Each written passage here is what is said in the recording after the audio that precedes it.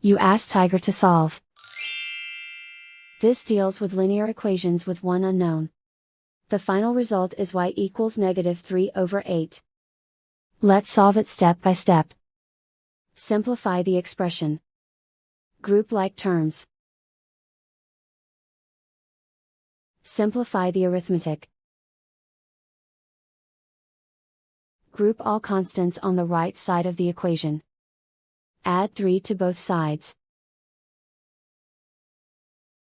Simplify the arithmetic.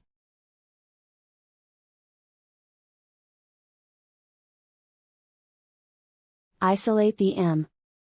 Divide both sides by -8. Cancel out the negatives. Simplify the fraction. Move the negative sign from the denominator to the numerator. And so the final result is y equals -3/8.